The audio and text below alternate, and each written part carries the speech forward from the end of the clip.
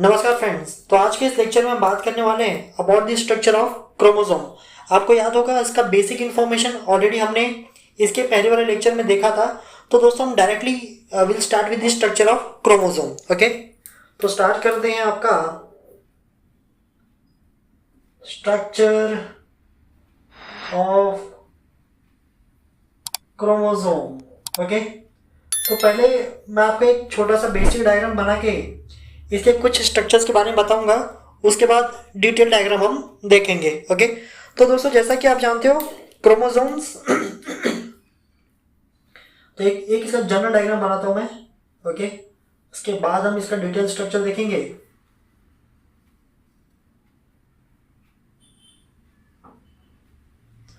तो ऑलरेडी आपको थोड़ा मोड़ा बेसिक इंफॉर्मेशन मैंने दिया है। Chromosomes are the coloured filamentous body present inside the nucleus.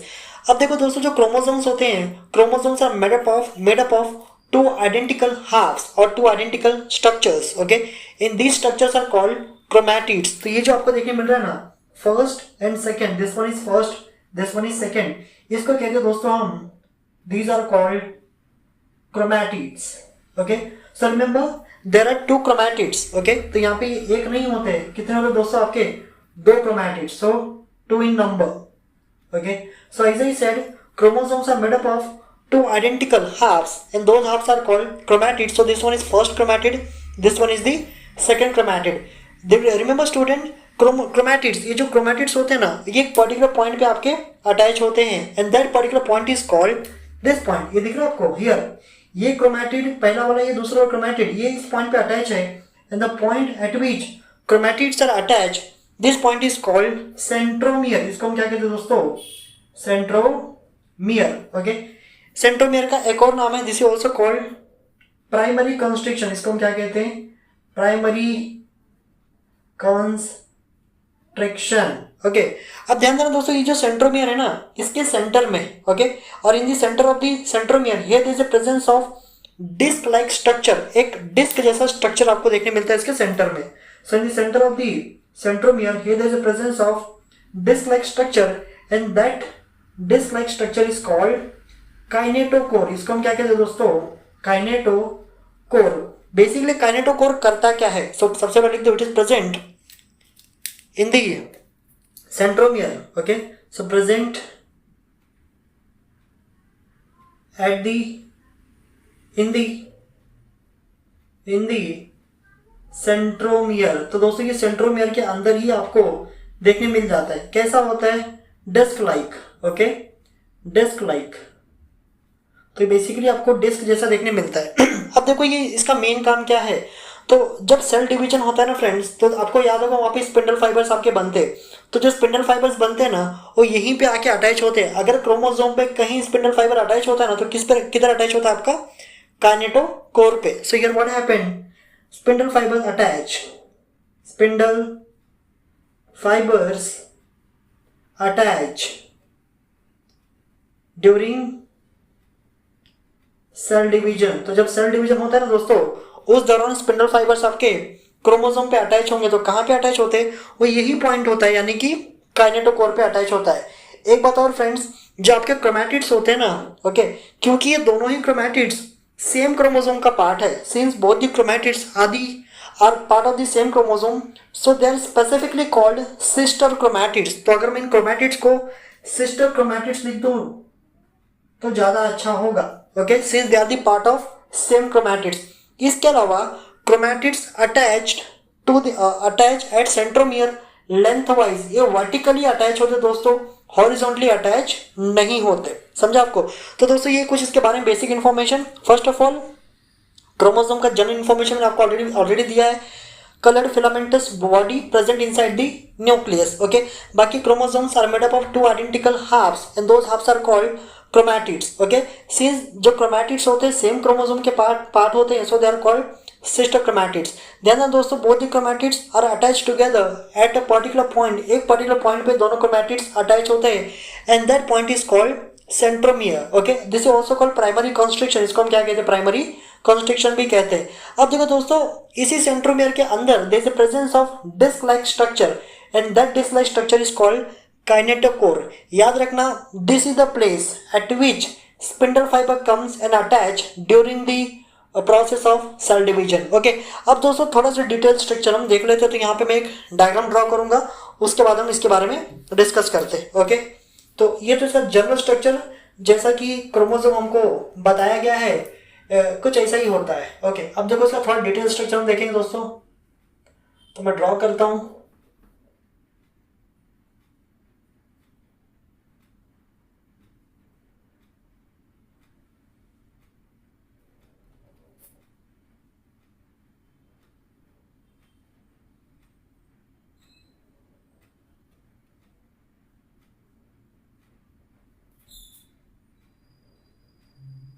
Okay, तो देखो फ्रेंड्स, यहाँ पे जो सेंटर मैंने ड्रॉ किया है, this point representing what, primary constriction. ये क्या रिप्रेजेंट कर रहा है? प्राइमरी कॉन्स्ट्रिक्शन, या फिर बोलो यही क्या आपका सेंट्रोमियर है। This is what the centromere. ध्यान देना दोस्तों, यहाँ पे जो मैं ड्रॉ कर रहा हूँ ना, ये एक क्रोमैटिड ड्रॉ कर रहा हूँ। Okay, here I am drawing a single chromatid, एक क्रोमैटिड को मैं ड्रॉ कर रहा हूँ। ठीक है, अब देखो ये जो जैसे मैंने आपको बताया, here there is a presence of centromere. Okay, as I said earlier, also called primary constriction, इसी को हम क्या कहते हैं? Primary constriction. अब दोस्तों ध्यान देना, ऐसे बहुत सारे आपको क्रोमोसोम्स मिलेंगे ना, जहां पे प्राइमरी कॉन्स्ट्रिक्शन के अलावा भी आपको एक कॉन्स्ट्रिक्शन देखने मिलता है, दैट्स कॉल्ड सेकेंडरी कॉन्स्ट्रिक्शन। तो यहाँ पे अब मैं जा रहा हूँ सेकेंडरी कॉन्स्ट्रिक्शन आपका ड्रॉ करने। So apart from primary constriction, okay, there are some chromosome where you will also get to see the additional constriction, and this constriction is called secondary constriction। इसको कहते हैं दोस्तों हम secondary constriction। ध्यान देना friend, ये जो secondary constriction होता है ना, this is not present in all chromosome, okay, not found in all chromosome। मैं बताऊंगा आपको कौन कौन से क्रोमोसोम में होता है। okay, so not found in all chromosome। तो ये सारे क्रोमोसोम का पार्ट नहीं होता है, ऑल क्रोमोसोम। ओके, अब देखो कहीं कहीं क्या, in general secondary constriction also called, this is also called nucleolar. ध्यान देना, न्यूक्लियर नहीं है, nucleolar organiser. Okay, also called nucleolar organiser. Okay, इसका रीजन ये है फ्रेंड्स कि this helps in the organisation of nucleolus, not the nucleolus. Okay, जो secondary constriction होता है, it helps in the organisation of nucleolus. So secondary constriction also called nucleolar organiser. अब देखो दोस्तों, जो सेकेंडरी कॉन्स्ट्रिक्शन होता है ना, इसके बियॉन्ड भी एक स्फेरिकल एरिया प्रेजेंट होता है। Okay, so beyond the secondary constriction, here there is a presence of a spherical area. तो यहाँ पे आपको ऐसा एक स्फेरिकल एरिया भी देखने मिलता है beyond this secondary constriction, and this spherical area is called satellite. इसको हम बोलते हैं दोस्तों satellite. Okay, also called sat body. ध्यान देना, इसका एक और नाम है, this is also called sat body. Okay, जैसा मैंने आपको बताया सेकेंडरी कॉन्स्ट्रिक्शन सारे क्रोमोसोम्स में नहीं होता है, वैसा ही दोस्तों सैटेलाइट जो है ना, यानी कि जो सैट बॉडी है, ये भी आपका सारे क्रोमोसोम्स में नहीं मिलेगा। अब देखो ये सैट का मतलब क्या है, तो इसका मतलब है साइन एसिडो। ओके, मैं लिख देता हूं यहां पे, इसका मतलब है दोस्तों साइन एसिडो थाइमो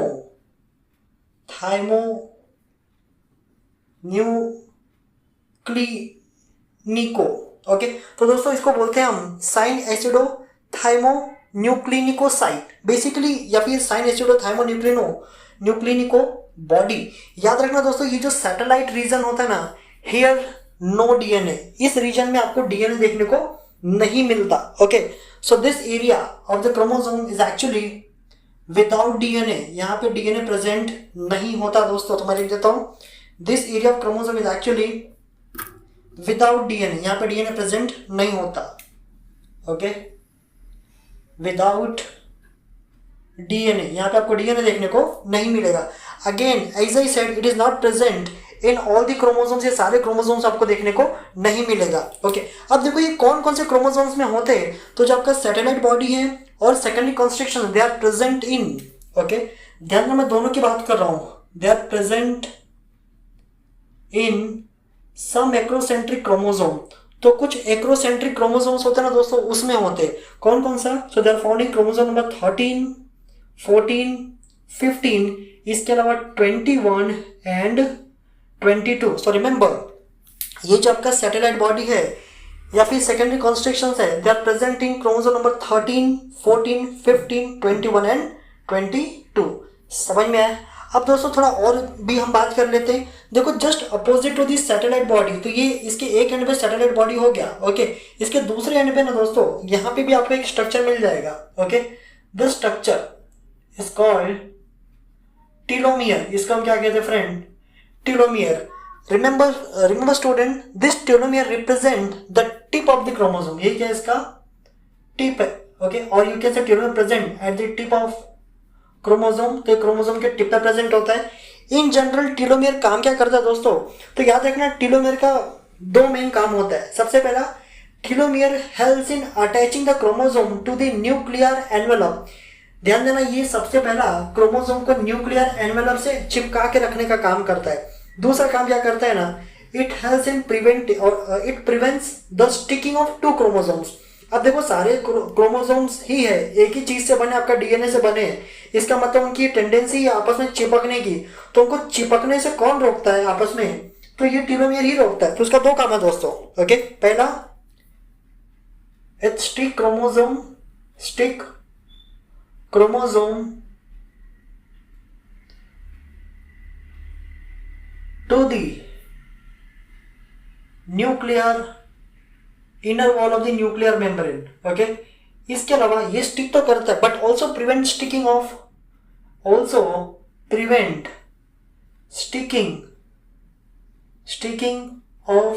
एंड्स ऑफ क्रोमोसोम। तो दो क्रोमोसोम को आपस में चिपकने से यही रोकता है, ओके। बट ये खुद क्रोमोसोम को अटैच करके कहाँ रखता है?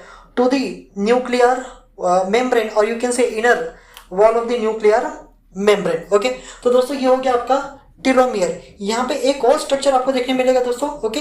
इसके अंदर inside the chromatid you will get to see a single thread like structure. इसके अंदर आपको देखने मिलता है दोस्तों, ऐसा एक धागे जैसा स्ट्रक्चर आपको देखने मिल जाएगा inside the chromosome, okay. So here there is a presence of thread-like structure inside this chromosome, and this thread-like structure is called chromonema। उसको हम क्या कहते हैं दोस्तों? This is called chromonema। देखो, नीमा का मतलब भी होता है थ्रेड, ओके। तो बेसिकली ये है क्या? It's a thread like highly coiled, thread like, तो इसको लिख देता मैं, thread like long coiled structure, coiled DNA. Exactly ये डीएनए ही है। So it's a thread like long coiled DNA, okay. तो ध्यान देना, हर क्रोमैटिड के अंदर आपको दोस्तों एक डीएनए देखने मिलता है। जैसे ये मैंने सिंगल क्रोमैटिड ड्रॉ किया ना, तो यहाँ पे एक डीएनए होगा। और लेकिन यहाँ पे क्या एक क्रोमैटिड है क्या? नहीं, दो क्रोमैटिड है। अगर इसको मैं यहाँ पे बनाऊँ ना, तो कुछ इस तरह का दिखेगा आपको इस केस में, यार लाइक दिस। ये आपका एक क्रोमोनीमा हो गया। वैसे दूसरा क्रोमोनीमा दोस्तों आपको यहाँ पे ऐसा देखने मिल जाएगा, सेकेंड क्रोमोनीमा। इसका मतलब एक क्रोमोसोम में ना फ्रेंड दो डीएनए प्रेजेंट होता है। एक क्रोमोसोम में कितना डीएनए होता है आपका? दो डीएनए। आई थिंक आपको समझ में आया। सो क्रोमोनीमा, कहीं कहीं इसको क्रोमोनीमाटा भी कहते हैं। सो basically inside the chromatid one can get to see the thread like long coil structure, that's your DNA, और you can say that DNA represent what? Chromonema. कहीं कहीं दोस्तों इसी को हम क्या कहते हैं? क्रोमोनीमाटा भी कहते हैं, ओके। अब देखो, जो सरफेस होता है ना, the surface of chromosome shows the presence of beads like structure. यहाँ पे छोटे छोटे ना बीडेड स्ट्रक्चर्स या फिर ग्रेन्यूल्स देखने मिलते हैं on the surface of chromosomes, okay. तो दोस्तों on the surface of chromosome here there is a presence of some bead like structure.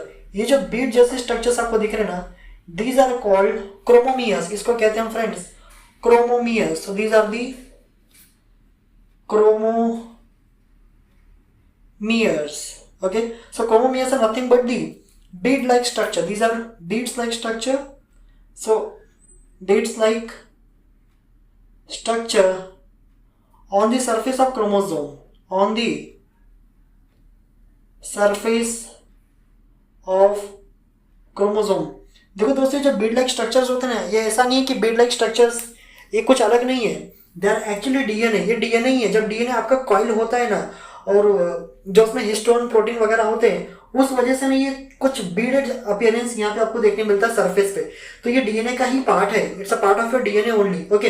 But yes, surface पे आपको ऐसे बीडेड अपीयरेंस नजर आते हैं, those bead like structures are called chromomere. इसके अलावा एक चीज और आपको बता देता हूँ, बोनस है, जो आपका क्रोमोसोम होता है, it is externally covered with the help of proteinaceous layer, okay? So chromosomes are covered with the help of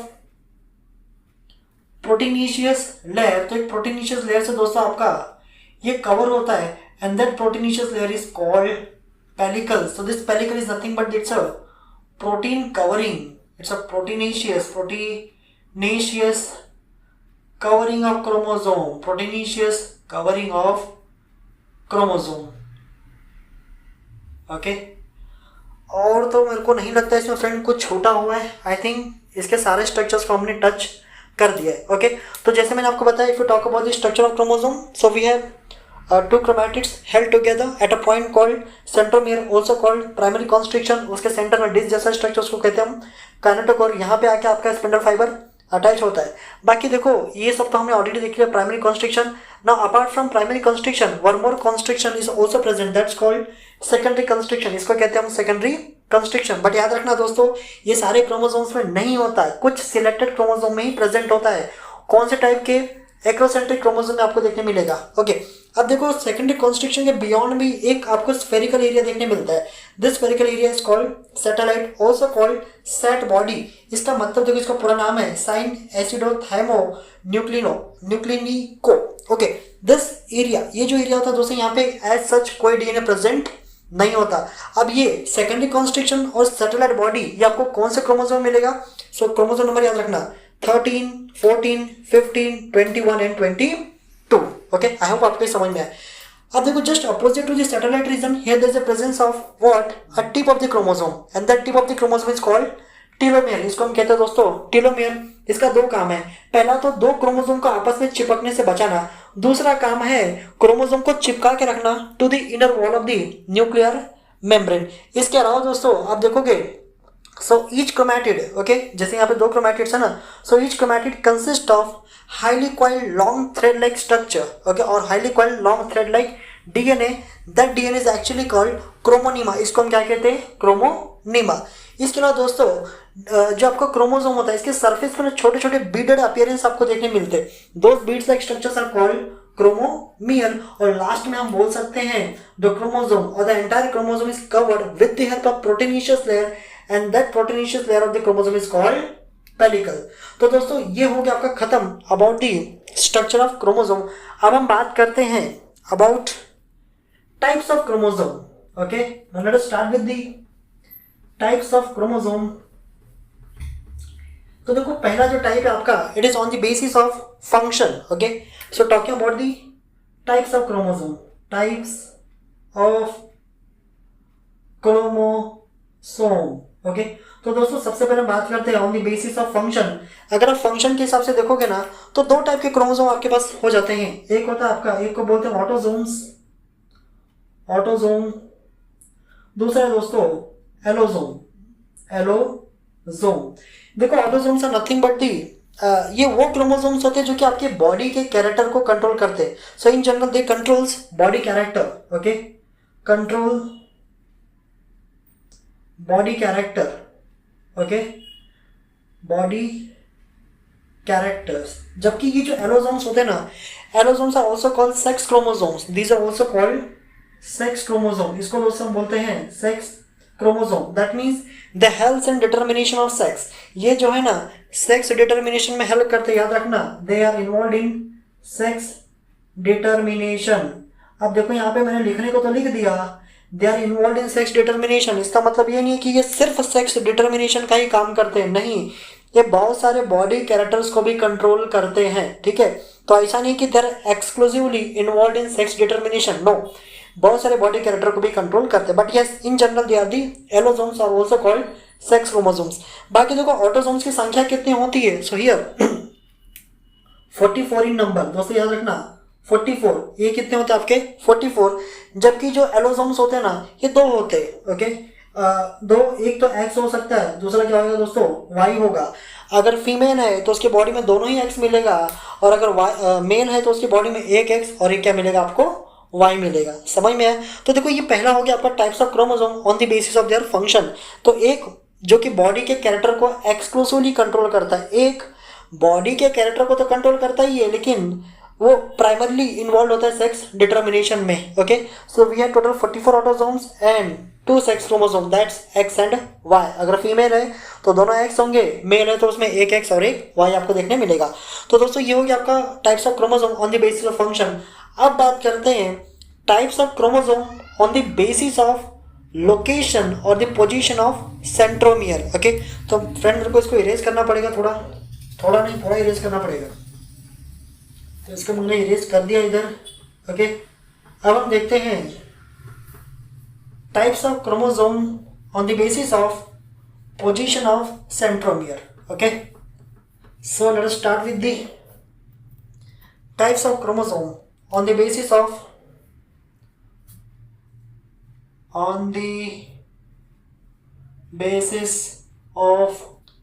position of centromere, position of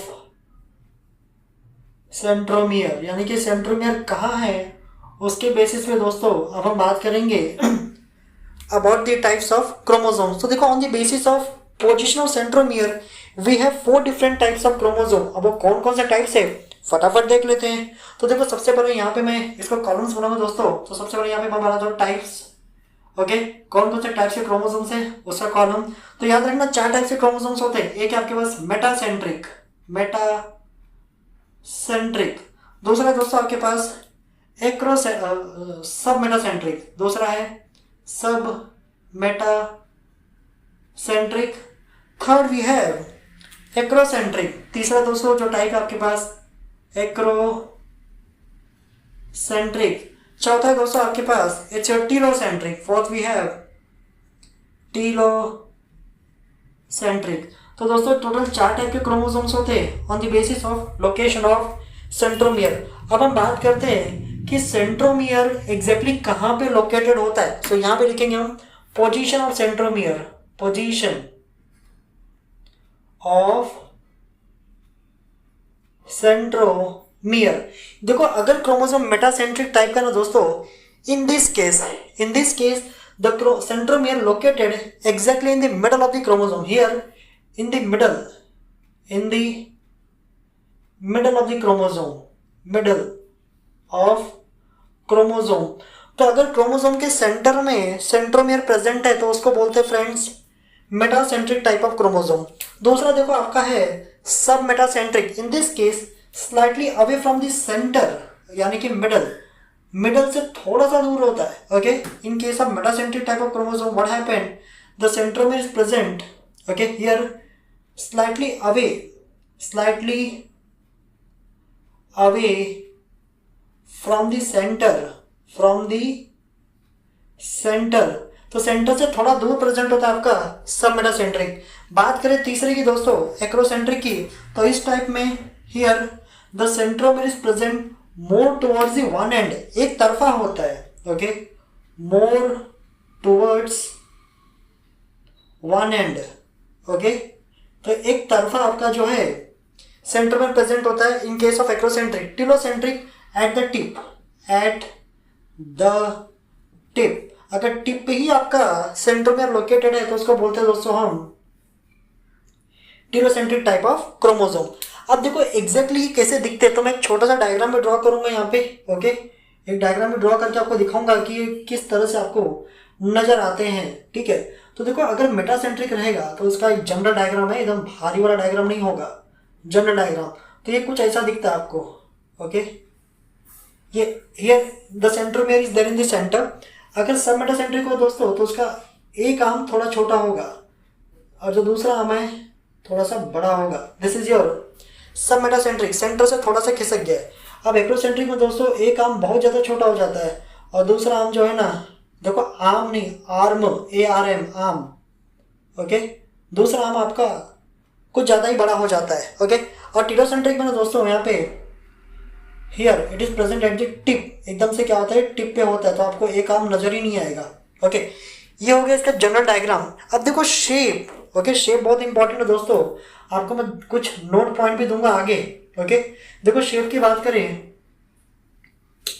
normally friend अगर आपको क्रोमोसोम का स्ट्रक्चर स्टडी करना है, ओके, क्रोमोसोम्स, तो उसके लिए anaphase, यानी कि if you want to study about the shape of the chromosome ना, तो एनाफेज से अच्छा कोई भी फेज नहीं है जहां पे आप अच्छे से इसके शेप को देख सकते हैं। Remember student, metacentric chromosome always looks like V shaped. ये कैसे दिखते हैं आपको? वी शेप के नजर आते हैं, क्योंकि इनके दोनों क्रोमैटिड्स सेम साइज के होते हैं ना, सो दे लुक्स लाइक वी शेप्ड। ये कैसे दिखेंगे आपको?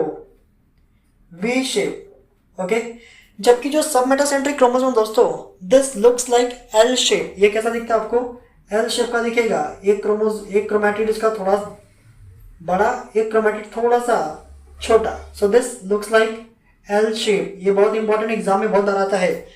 एक्रोसेंट्रिक क्रोमोसोम दे लुक्स लाइक जे शेप। ये जे शेप दिखते हैं दोस्तों, आपको याद रखना, क्योंकि इसका एक बहुत बड़ा है क्रोमैटिड, दूसरा काफी हद तक छोटा है, so this looks like J shape. ये कैसा दिखता है आपको? जे शेप का दिखता है। ओके, इसके अलावा जो टिलोसेंट्रिक है, this looks like I shaped. इसको हम बोलते हैं दोस्तों आई शेप, तो आप इसको लिख सकते हैं यहाँ पे आई शेप, या तो इसी को हम लिख सकते हैं रॉड शेप। कहीं कहीं आपको रॉड शेप भी दिया है, आई शेप और दी रॉड शेप। अब कुछ बोनस चीज आपको बता दो दोस्तों। सबसे पहला बोनस चीज क्या है ना फ्रेंड, ये ध्यान देना, आपका जो क्रोमोसोम है, ओके, जैसे मैंने आपको बताया, normally chromosomes can be best visualize during the metaphase. तो मेटाफेज में क्रोमोसोम को अच्छे से देखा जा सकता है। ओके, तो ये जितने भी आपको दिख रहे हैं ना क्रोमोसोम्स, ये मोस्टली ध्यान देना दोस्तों, ये हमने मेटाफेज वाले ही क्रोमोसोम्स ड्रॉ किए। ये जो है ना, ये आपके एनाफेज वाले हैं, ठीक है। सो क्रोमोसोम नोट करके लिख देता हूँ यहाँ पे कुछ इंपॉर्टेंट नोट पॉइंट। ओके, तो यहाँ पे नोट लिख देते हैं हम। बेस्ट सीन, अगर आपको अच्छे से देखना है तो मेटाफेज में दिखेगा क्रोमोसोम, मेटाफेज। ओके, अगर आपको इसके शेप की स्टडी करनी है, फॉर शेप के लिए दोस्तों एनाफेज बेस्ट फेज है इसका, एनाफेज इसका बेस्ट फेज होता है। इसके अलावा फ्रेंड, ये जो देखना telocentric type of chromosome, telocentric type of chromosome not present in humans. ये ह्यूमंस में होता ही नहीं है। हमारे पास सिर्फ 3 टाइप के क्रोमोसोम है, मेटासेंट्रिक, सब मेटासेंट्रिक और acrocentric. We don't have telocentric chromosome. तो यहाँ पे लिख देता हूँ मैं, no telocentric chromosome in human, no telocentric chromosome in human. हमारे बॉडी में टिलोसेंट्रिक क्रोमोसोम नहीं होता, पढ़ाया भले जाता है यहाँ पे, लेकिन हमारे बॉडी में प्रेजेंट नहीं होता है। इसके अलावा दोस्तों क्रोमोसोम्स जो होते हैं ना, क्रोमोसोम में आपको 2 आर्म्स देखने मिलेंगे। देखो मैं कब से बोला था, अपर आर्म लोअर आर्म, तो देखो यहाँ पे 2 आर्म्स होते हैं। तो जैसे मैं यहाँ पे डायग्राम बना जो छोटा सा है, तो क्रोमोसोम में आपको यूजुअली 2 आर्म्स देखने मिल जाएंगे। एक तो आपका अपर आर्म है, ओके, दूसरा लोअर आर्म। तो ये जो अपर आर्म है दोस्तों, इसको हम कहते हैं, this is called P arm. इसको हम क्या कहते हैं? P arm. और ये जो आपका लोअर आर्म है, this is called Q arm. Okay, अब पी आर्म एग्जैक्टली किसको बोलते हैं? तो यहाँ पे पी का मतलब है दोस्तों पेटाइट। अब आपको जो बोलना है बोलो। पी का मतलब यहाँ पे दोस्तों पेटाइट, PETITE, पेटाइट। ये एक फ्रेंच वर्ड है, ध्यान देना, ये एक फ्रेंच वर्ड है। इस पेटाइट, अब इसको कोई पेटिट कह सकता है, कोई पेटाइट कह सकता है, मैं पेटाइट बोलूंगा। ओके, तो पी का मतलब पेटाइट। ध्यान देना दोस्तों, एक फ्रेंच वर्ड है, इसका मतलब होता है शॉर्ट। इसका मतलब क्या होता है आपका? शॉर्ट। तो इन जनरल पी आर्म हम किसको बोलते हैं? जो शॉर्ट आर्म रहेगा ना, उसी को पी आर्म बोलेंगे। जैसे देखो यहाँ पे ये पी आर्म हो गया, यहाँ पे ये पी हो गया, और यहाँ पे तो क्या ही बोला है ही नहीं। यहाँ पे ऊपर वाले को मान सकते हैं हम, यहाँ पे एग्जैक्टली दोनों आर्म्स लगभग सेम साइज के होते हैं, ठीक है। बाकी क्यू आर्म, क्यू का कोई फुल फॉर्म नहीं है। पी के बाद क्यू की क्यू आता है, पी के बाद क्यू आता है ना, तो इसके लिए इसका हमने क्यू आर्म लिख दिया। बट ये क्यू आर्म जो है आपका, ये लॉन्ग आर्म को रिप्रेजेंट करता है। किसको रिप्रेजेंट करता है दोस्तों? आपका इट रिप्रेजेंट लॉन्ग आर्म। समझ में आया? तो ये कुछ बोनस पॉइंट थे, ये कुछ आपके क्या है? बोनस पॉइंट्स थे। तो दोस्तों आज के इस लेक्चर में बस इतना ही। ओके, मिलते हैं अगले लेक्चर में। आई होप आपको अच्छे से ये पूरा लेक्चर समझ में आया होगा। टिल देन फ्रेंड, जय हिंद।